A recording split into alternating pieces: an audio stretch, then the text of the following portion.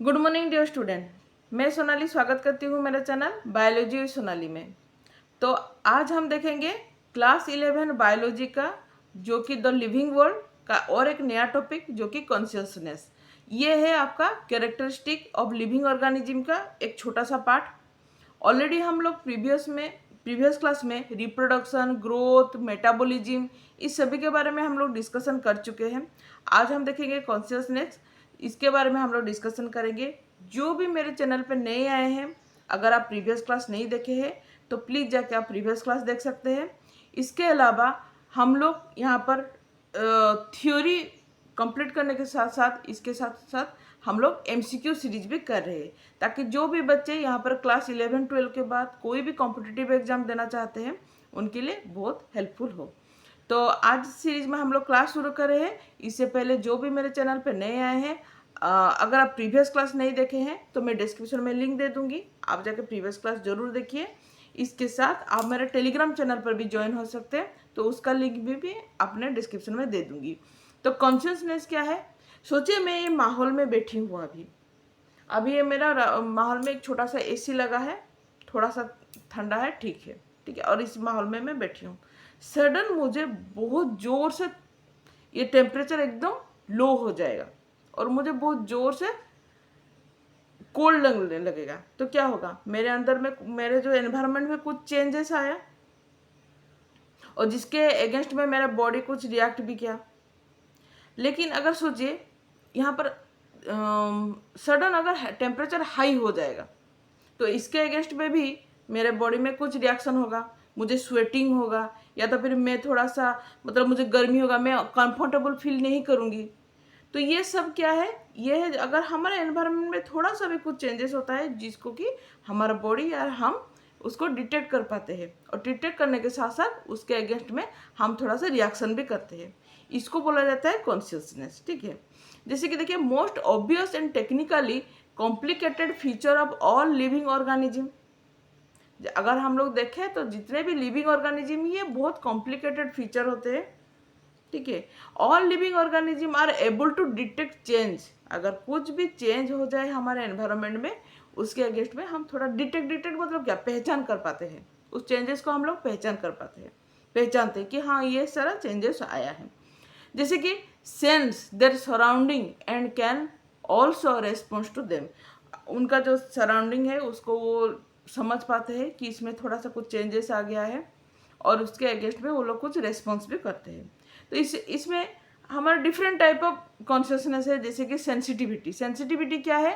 The ability to detect change in the environment and to give response toward it according. जैसे कि मैं अभी थोड़ी देर पहले बोली कि अगर मुझे जोर से यहाँ पर कोल्ड लगेगा या फिर गर्मी लगेगा तो इसके अगेंस्ट में मेरे बॉडी में कुछ चेंजेस होगा और इसको अगेंस्ट में मैं थोड़ा सा रेस्पॉन्स करूँगी।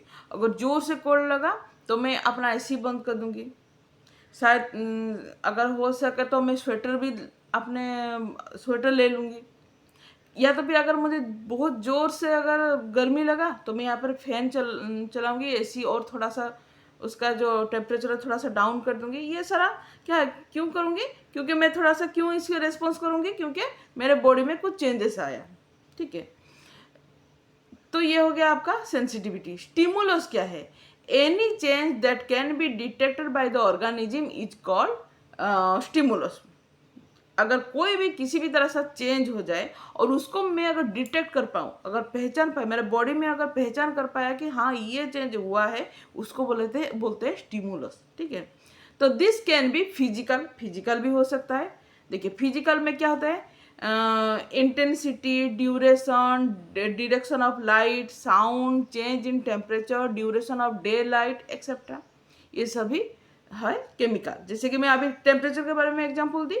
टेम्परेचर एक फिजिकल है, ठीक है, फिजिकल है। या फिर जो डायरेक्शन ऑफ लाइट, लाइट भी एक फिजिकल होता है। साउंड, ये भी अगर जोर से मेरे कान के पास कोई जोर से चिल्ला दे तो मैं रिएक्ट करूँगी, मैं उसको रिएक्ट करूँगी। तो ये हो गया एक फिजिकल, ठीक है, ये है फिजिकल।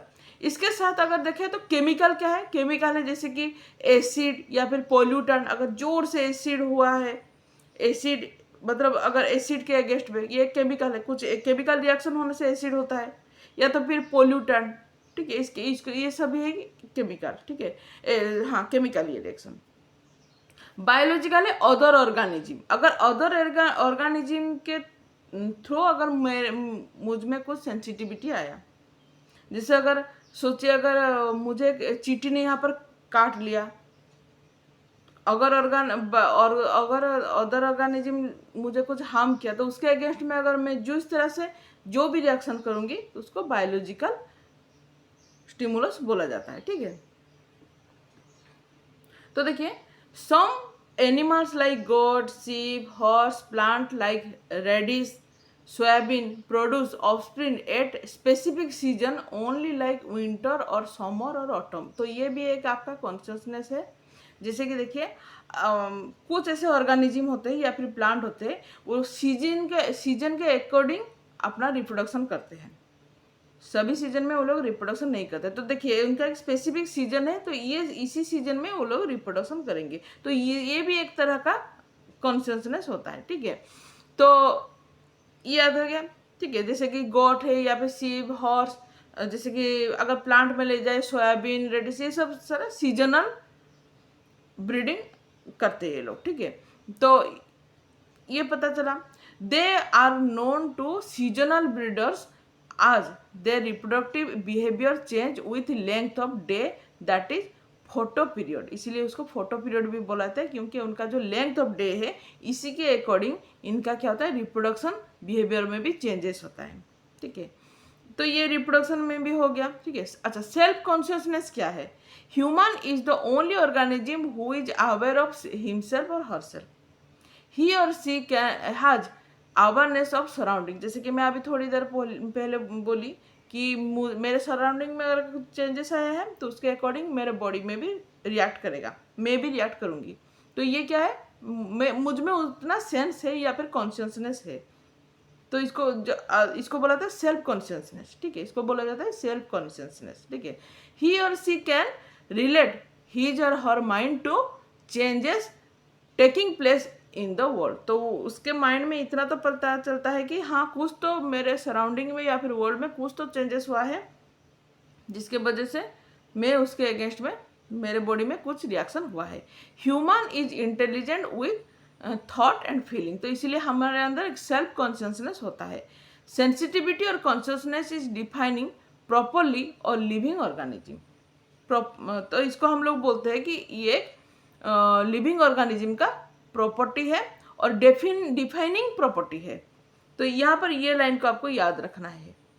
इससे तो इतना पता चल गया अभी तक जितना भी पढ़े कि सेंसिटिविटी और consciousness is also a defining property of living organism, क्योंकि जितने भी लिविंग ऑर्गेनिज्म हैं सभी के अंदर रिएक्शन होता है।